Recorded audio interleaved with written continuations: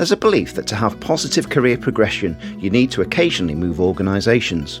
We're about to prove that wrong by hearing from someone who has not only progressed to a senior leadership role in the organisation with which they started their career, but also studied for their degree there too. Welcome to Half Hour Mentor. My name is Ian Cleverdon, and welcome to the fourth episode of the series in which I talk to notable figures from a variety of different backgrounds with a view to supporting you in your personal and professional development. Today, my guest is Professor Hannah Holmes, Dean of Manchester Metropolitan University Business School and Deputy Pro-Vice Chancellor of the Business School's Faculty of Business and Law. Hannah studied economics at Man Met and ended up joining the university as an associate lecturer, having studied for a master's degree at the other well-regarded Mancunian higher education establishment, University of Manchester. You can find this series on all major streaming platforms, including Apple Podcasts, Google Podcasts and Spotify, to name but three. Be sure to click on the follow or subscribe button to make sure you don't miss out on future episodes. It'd also be great if you could rate and review the podcast, as it really helps me understand how they're being received, and do spread the word with your friends and your colleagues if you're enjoying them. You can also provide feedback and learn about future episodes on Instagram, Twitter and Facebook by searching for Half Hour Mentor. So let's hear about Hannah's fascinating career journey. I started by asking her about her very first job. Well, the first place I worked was a fish and chip shop. I grew up in Southport, so it's kind of a rite of passage that you have to work in the arcades or the sweet shops or the joke shop or the chip shop. So I started working in the ice cream part of the fish and chip shop. Had been a bit naughty and perhaps not entirely truthful about my age because I was desperate to work. So I'd knocked a few months off to get me to be 14. Because I just really, really wanted to go to work at the weekend. So I worked there Saturday, Sunday. And that was the first thing that I did. And I was really lucky. The people that owned the chip shop were really lovely. I enjoyed working there. I enjoyed when I got old enough to be allowed to go and cook the chips and serve the chips. But why a fish and chip shop at that early age? I don't know. You know, my very first thing I wanted to do was work in a bar because I thought it looked so exciting. Just because there was just so much stuff going on behind. I don't know. I think it was just those were the types of jobs that existed for teenagers when I was younger. Where I lived, that was what, if you worked a Saturday job at that age, cafe, restaurant work, ice cream shops in Southport, that was kind of the jobs that were there. Yeah, so Southport being it's a seaside resort for people who don't know, so lots of tourists in the summer. Yeah. And so, yeah, very much a summer job, if you like, but can go all the way through. And we would get coach tours of people coming to visit Southport for the day, and my job would be to run from the fish and chip shop over to wait the people coming off the bus and hand them their discounts for their chips from us for the day. And was that something you wanted to do, in meeting the people you got forced to do? I did. It was just one of those things. I think as I got older, I started to become a bit more aware that the uniform had kind of a cap and overalls. And I think as I got kind of towards 16, 17, I started to think, maybe I don't want to be stood in the street dressed like this, handing out flyers and ice creams and chips. But at the time, I just used to it was part of the job. I liked the people I worked with. So yeah, it was, and actually the people that would come in, they were on holiday, so they were all generally quite happy. Yeah, great. Well, let's zoom up a little bit then to university. So where did you go? What did you study? Why? I had thought that I might like to work at the Foreign Office. When I was 17, 18, I'd started to think that might be what I'd like to do. So I chose to study economics. I came to Manchester Met to study. I genuinely would like to tell you that was a really well thought out, planned, that I did lots of thinking and visiting, but it wasn't really. I was dating somebody who was in their second year here. I got made an offer. But it was absolutely the best decision that I could have made. I mean, the circumstances as to why I made it, I just think must have been fate, because when I came to university, I just felt like I was able to kind of not reinvent myself, but become who I wanted to be. And you didn't have Southport's quite small. I had a really close group of friends there who I'm still friends with now, who all, have gone on to do good things. But, you can just become a bit more who you want to be. So Manchester gave me lots of opportunities. The university was kind of perfect for me in terms of the level of support that you got from staff, the interest of the subjects. Then when I'd finished, I did work throughout the whole time I was here. So I'd moved my job from a shop called Richard's, which is closed now, in Southport. I moved to work in Manchester with the company. They closed, so then I worked at Next. So I worked right through my studies. And then after I'd finished my first degree, I went to work at DKNY, because at that point I had applied for the Foreign Office, but I didn't get through the tests. And looking back, I should have just kind of, done some more understanding of the way the tests work and gone and done it again. But I didn't have that kind of environment where people could guide me in that way. So I know now that, one, the University Career Services are much more advanced and that they would help prepare students much more, but it wasn't like that, when I was a student 20 years ago. And my family, are fantastic, but again, they wouldn't be able to talk me through kind of what to do to prepare for it. So I just went in cold. And then what to do if you're not successful in terms of keep on trying. So I just gave up on that when I didn't pass the first time. And then I got a job at DKNY because I'd always worked in retail. So I just applied for retail positions. My intention was to do that while I decided what I wanted to do. And I was thinking about a job in merchandising. So I thought I might move to London and work in merchandising. So I had some interviews, and one day I was sat on the train coming back and I just looked out the window and thought, I just don't even like London, really. I don't know why I'm coming for interviews here when I don't really kind of particularly want to live here. So I carried on working at DKNY, had a chance encounter with a fashion lecturer who worked at the time here at Manchester Met. And she was kind of saying, what is it that you want to do? And I genuinely didn't know, but I just thought, I just need to do something with economics because I really miss it. I miss kind of, that the way that you explore concepts and ideas. And so I remember saying to her, I don't know, but I really miss economics. And that was probably quite a change in my own perception of myself, because I think right through to that point, I'd never admitted that I quite liked education. I'd always just kind of gone through education and it was just something that you did because you had to do it. But at that stage, you were sort of the customer of education at that stage. So with liking it, what was it about education that you liked at that stage? I think it was the first time that I admitted that I enjoyed the intellectual challenge of that education brought, because I used to just, I wanted to go out, I wanted to fit with my friends. That wasn't the cool thing to do. So I remember basically accepting that I was a bit of a geek. And then I got a bit comfortable with saying to other people, like, well, I do quite like studying, I like learning, I like reading, I like, kind of having conversations that are challenging conversations in terms of intellectually disagreeing on things. But I'd never admitted that before to myself. I'd always just kind of thought, that's for like really clever people or not people like me. So then I spoke to this lady and I said, I'd love to do like what you do. And she said, you can? And I was like, I could never do something like that. And this was the lecturer that you met? Yeah, she was just a customer. Oh, customer in the shop? Yeah. Right. Okay. She used to come in, not regular, but semi-regular. And at DKNY, you had your own customers and she was my customer. So if she came in the shop, I would serve her. So after that conversation, I decided I was going to go back and do a master's. Again, I didn't put massive thoughts into it. I just thought, well, I'm in Manchester. I'll go to Manchester Uni to do a master's. So I applied. I applied very late. What was your master's in? Economics. So I did an MSc Economics. So I went to University of Manchester. I got a place. I left work. I took out a loan.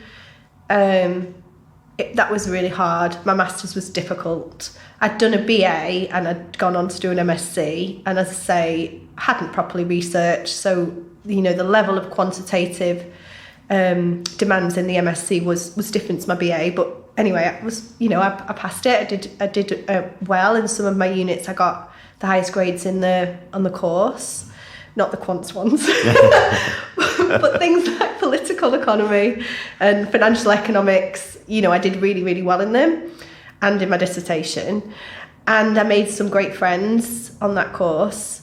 Then at that stage, I was still pursuing this thing of one day I would like to be a lecturer, because I get to use my economics and I get to do it all the time. Like, I think that was the thing. If I was teaching economics, I could be involved with it every day. And so then I went and did a teaching qualification, thinking that to become a lecturer you needed to be much older and have loads of experience to be able to even be considered. So I did a teaching qualification again at University of Manchester, and that was aged 14 to 19. So business education, it doesn't start till the GCSE year, and then it goes up into further education. So I did my teaching qualification, passed that, and I was having a conversation with the then deputy head of the economics department, because I'd popped in to see them, and talking about how one day I'd love to be a lecturer, and but I was going to go and do this first and get my experience. And then they said, about these part-time opportunities where you basically brought in to deliver on areas where they might have gaps, or you've got a particular expertise.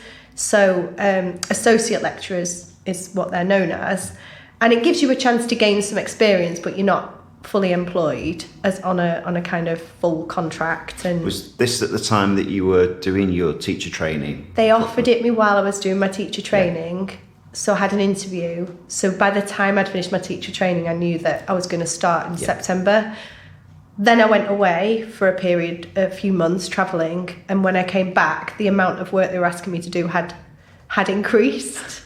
And so I had unit leadership responsibility on 2 units, but I absolutely threw myself in. So after the first year, I rewrote all the course. This won't surprise people that know me. I rewrote the course, I rewrote the assessments, and I really enjoyed it, and I really enjoyed working with the students and seeing how I could get them more involved, perform better.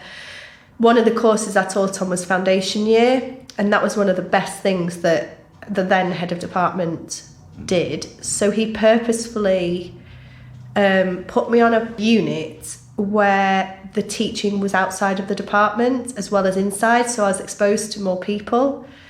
And back then, the foundation year was run by another faculty outside of the one I was in. So again, I met people from right across the university, and those people are, some of them are still here now, and at various stages of my career, they've helped me. So rather than me only knowing kind of 16 people in my own department, I knew lots of people. That's one of the best things that was ever done to me. I have tried to do that with other people when I've been in leadership positions. How's that then gone on to what you're doing now, I suppose? So we've talked about you rewrote some of the courses, you really immersed yourself in it. Where did it go from there and at that point? So we started to see improvements in the units where I was teaching, so the metrics had improved. One of the courses was an option on the foundation year, and we used to get lots of students switching away from economics because it can be quite challenging. But then the reverse started happening. Students were switching into economics, so we were getting more students coming through because they'd been able to feel inspired by it. So then I was moved into a lecturer's position, so I was full-time employed by the university to deliver at lecturer grade. I mean, one of the key differences is really you don't get paid 12 months a year, you get paid when you work. It was salaried. So there was that, and also it meant I could get involved in even more things. So not just kind of within my unit, I was desperate to be involved in things where I thought things could be improved. And at the time, I thought it would be incredible if one day I became a year tutor. Like, that was where I thought, it would be amazing. What does a year tutor involve? So they look after a cohort. So we have 3 years, and they would look after a cohort of students and kind of make sure that their experience is good, their induction, that the units are running well. And that was my ambition, to be a year tutor. Why? I just think I thought that I thought that was an incredibly kind of senior position for a start. I don't know, I just thought that I would be able to it would be great to get your teeth into it, and there was things that I could see that if you did it differently it would be better. You know, like if you just changed the way you inducted the students, or we got all the staff to be a bit more collaborative with each other, and then the student experience would be better. And so I think I saw it as a way to be able to have some influence over what was happening in the programme. So I became a year tutor after a couple of years, and I was first year tutor, and again I changed their induction. I brought the teams together more, so the unit teams were kind of working together around what was happening in their units and the students. We had a programme review at that period, and I was quite involved in that. I would support with lots of other things like open days and visit days, anything that I could get involved in. I was really keen to be involved. So I worked through those grades and eventually was the top of the band to become a senior lecturer. I guess one of the differences there is around kind of the expectation and the level of responsibility that you might be given.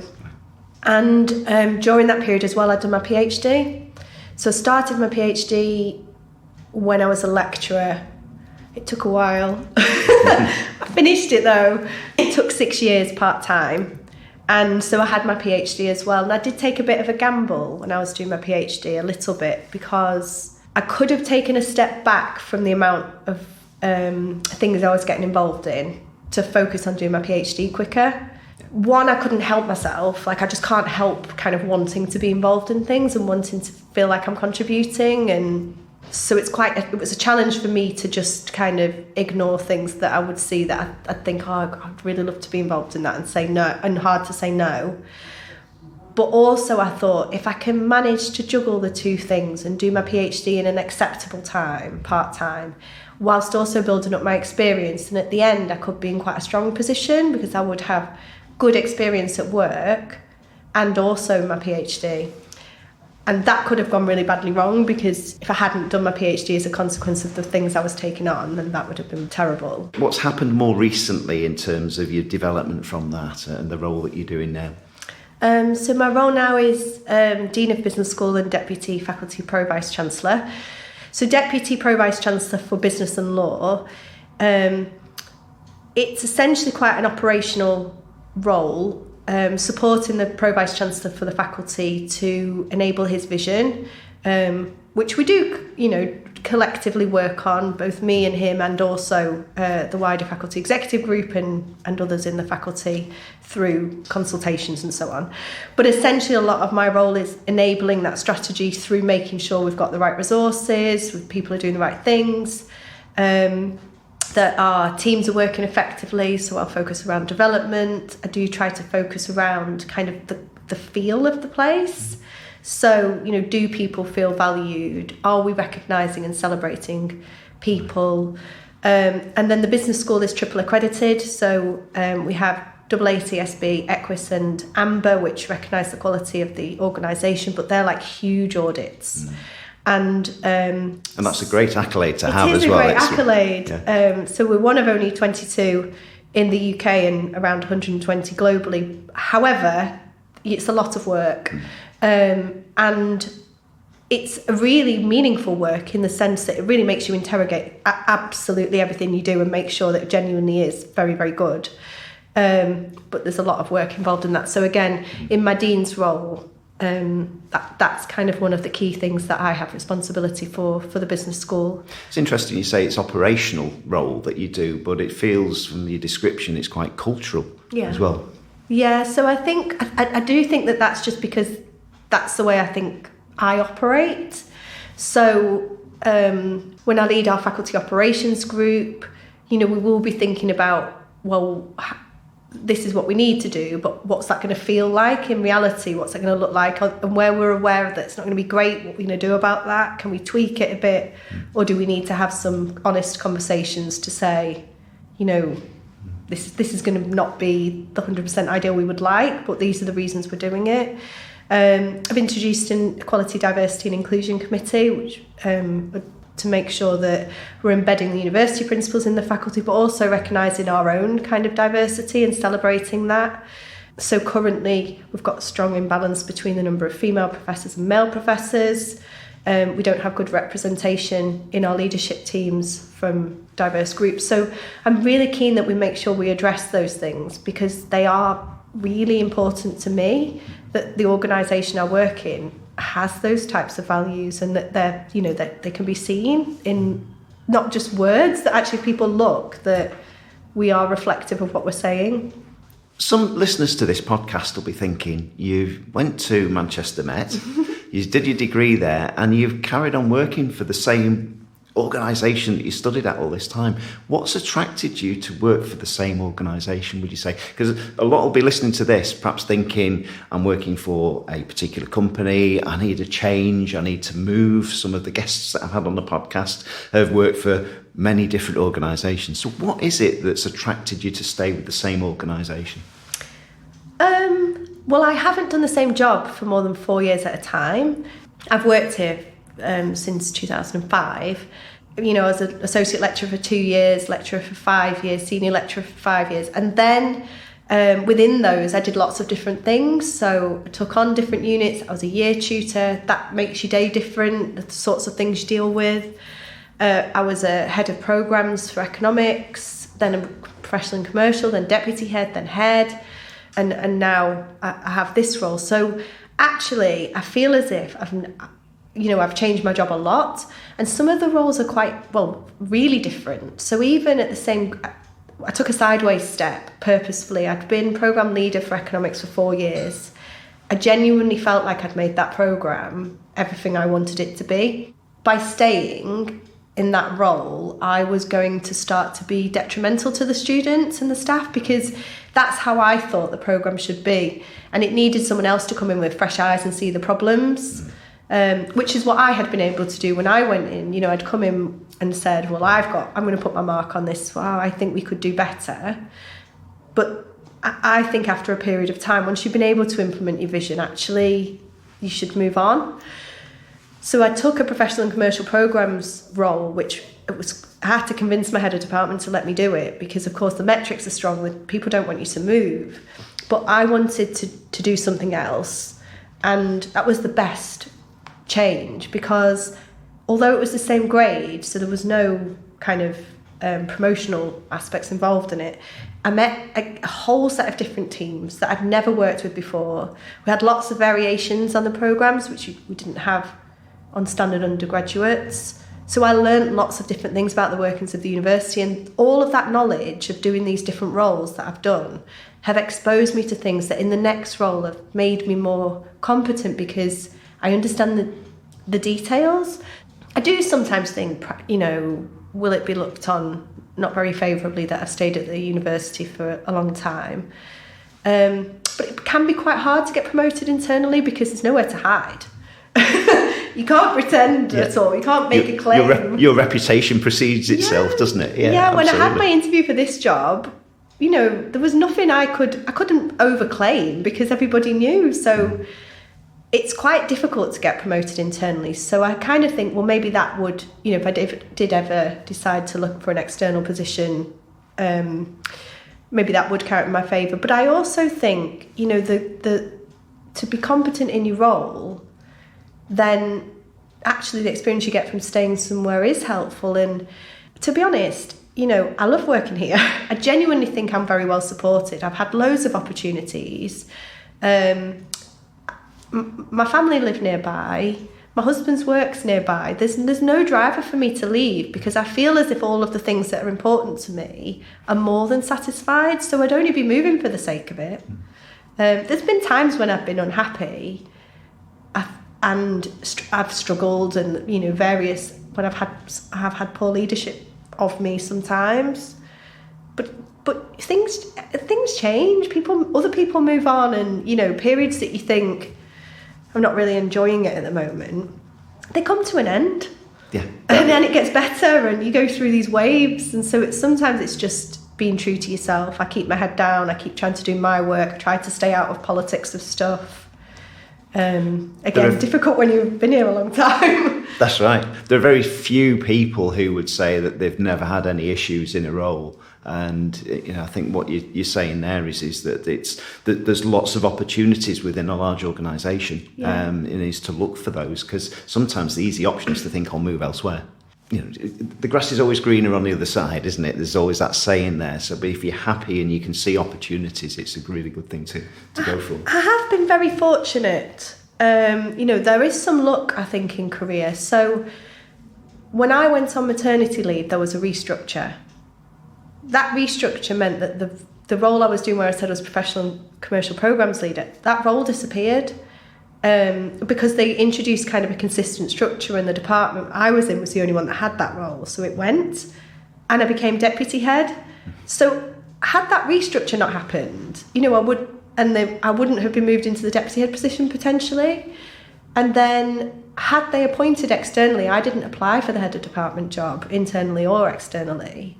Had they appointed, had it just been that they'd have got a candidate in, I wouldn't have got that position. And so actually, there are just times when you're in the right stage of your career and an opportunity comes along. And I guess I am quite good at saying yes to things, even perhaps a bit too much sometimes. But so there is some luck, I would say, as well. But equally, I guess people look for other roles when they don't feel that they're supported into roles in their own organisation. And I've always felt that people have invested in my development. I've had mentoring from within and outside the university, and I've had people here really kind of encouraging me to go for the next thing and apply for Professor, for example. I never would have thought I would ever put pen to paper for a Professor application, let alone get it. So, but that was an internal, that was a conversation internally of people senior helping me to think that I could do that. Yeah. There is some luck in that, but then I suppose, it has also been said that if you work hard, you get more lucky. Yeah. But timing sometimes has just been fortuitous, and that's meant that I've had that experience just by the fact that that job came up and, I was asked to do it. Yeah. You mentioned about a mentor. So how did you go about getting a mentor within the business? You said both inside and outside the organisation. What did you do to get that support? And what benefit has it been to you? I think everybody should have mentors and coaches. Why? It's such a safe space. And, it's the one place where you can really kind of open up, I think, and talk about the difficulties you're having and not think someone's going to think you're weak or you can't do it. So I've had informal mentors right from the very beginning. I guess at the time I wouldn't have thought of them as mentors. It's now when you look back, you think they were mentoring me. Then when I became head of department, I was given a coach. That was really helpful because I had a lot of anxieties when I became the head, a lot. I mean, I was an economist. I was in accounting, finance, banking, because that's where the professional and commercial programs role was, and restructures meant economics moved out of that department, but I stayed. So I was, I'm thinking I'm an economist in an accounting, finance, banking department, so I'm neither accounting and finance nor banking. How am I going to, get people to feel that they want me to be their leader? And I didn't know anyone particularly in the sector, and I was conscious that I wanted to represent the department as best I could, but so that coach really helped me understand what values I was bringing, how to build my teams, how to engage with people. And I tried to make it super collaborative. And then I built my networks outside. Then when I while I was still head, I had a mentor who was the dean of the business school from here from a number of years ago. The best person. I couldn't believe that she would mentor me.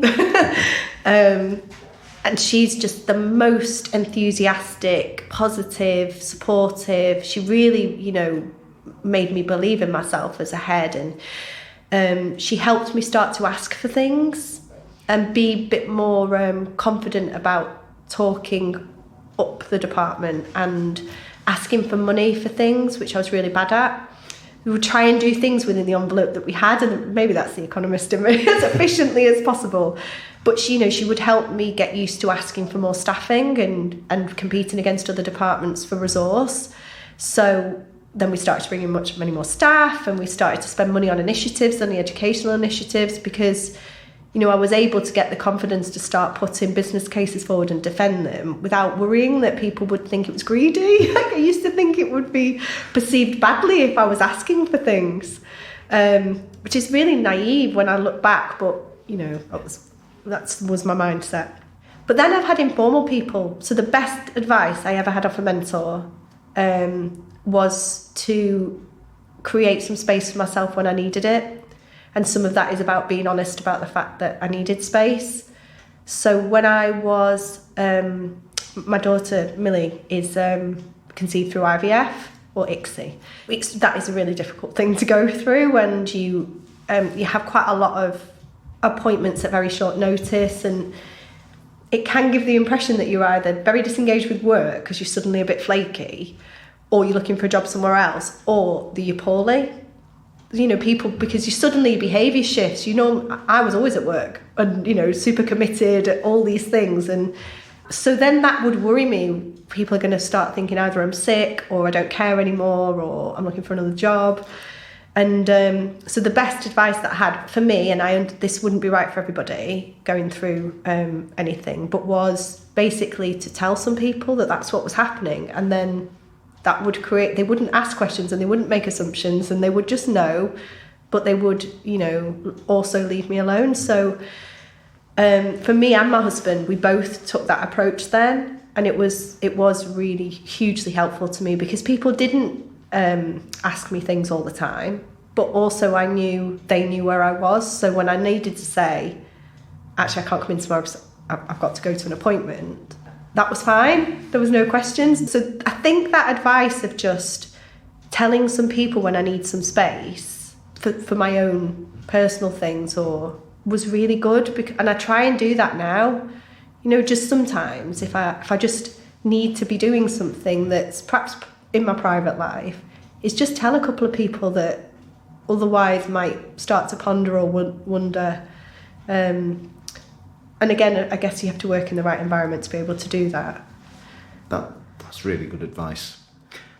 Final question. Let's go back to you in your undergraduate self. Okay, same organisation, but you're an undergraduate. What advice would you give yourself, knowing what you know now? Oh, I should definitely tell younger me to stop worrying about what people think. My goodness, what a waste of time. I think the most liberating thing when you get older is just suddenly thinking, I just actually don't care.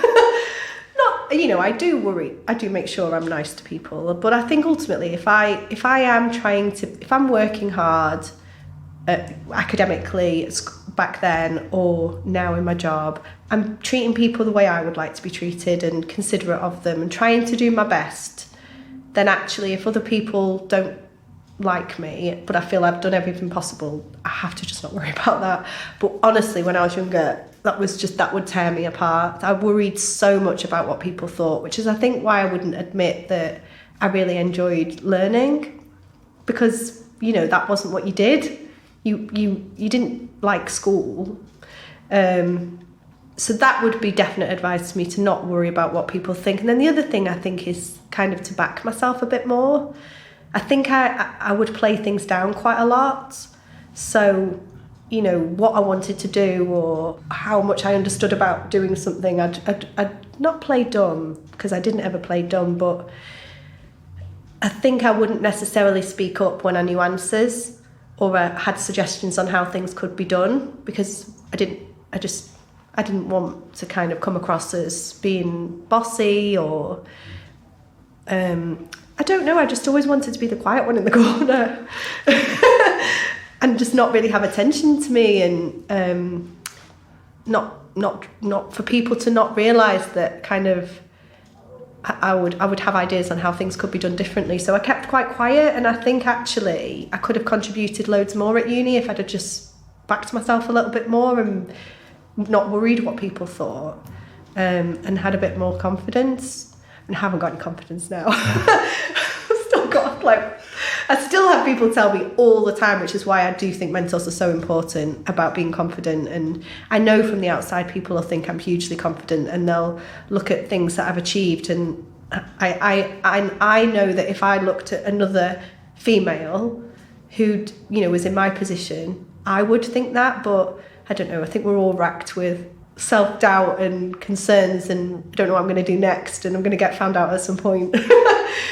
I think there are many people in that situation that we realise them, certainly in talking to them. But interesting that you want to be the quiet one in the corner to being the Dean of the Business School. I know, but even now, I want to do a really good job so that I don't draw attention to myself or anything other than the business school doing really well. Like, I don't like attention on me. It's everyone else that you want the attention for. Yeah, absolutely that. I think it's fair to say that Hannah does not match the traditional image of a professor.